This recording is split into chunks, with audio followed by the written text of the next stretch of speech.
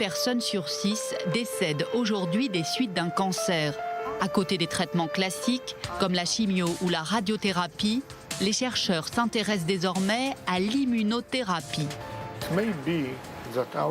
Il est possible que notre système immunitaire ne soit pas conçu pour lutter contre le cancer.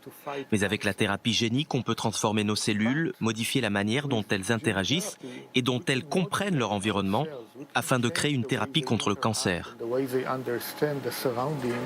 Dans les années 80, 2 Israéliens développent un traitement qui consiste à prélever les cellules immunitaires du malade, les lymphocytes T, et à les munir d'un récepteur capable de traquer les cellules cancéreuses. Les résultats sont particulièrement extraordinaires dans les rechutes de leucémie chez l'enfant, avec des taux de rémission de plus de 80%. Ils ont réussi à créer une thérapie très efficace pour la leucémie et d'autres cancers du sang. Mais pour une raison inconnue, ce n'est pas efficace dans le cas de tumeurs solides.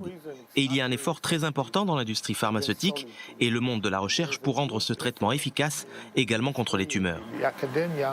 Alors qu'il tentait de mieux comprendre le mécanisme de défense de notre système immunitaire, le docteur Karmi et son équipe ont identifié une cellule rare chez les patients atteints de cancer, sachant lutter contre ces tumeurs solides.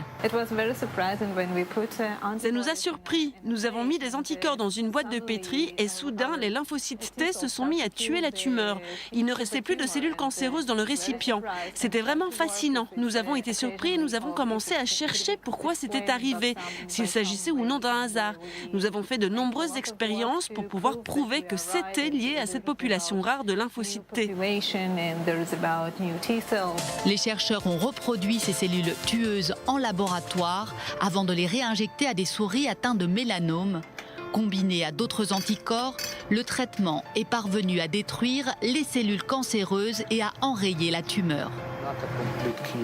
Ce n'est pas une rémission complète, mais c'est la première fois que des souris réagissent fortement à ce type de traitement.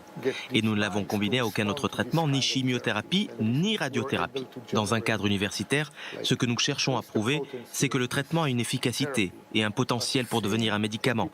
Lorsque nous mènerons des études cliniques dans le cadre d'une entreprise, nous pourrons alors améliorer le potentiel de cette thérapie. Il faudra encore attendre plusieurs années avant de voir les applications concrètes de cette découverte. Mais cette nouvelle plateforme d'immunothérapie devrait permettre le traitement de nombreux cancers dans le futur.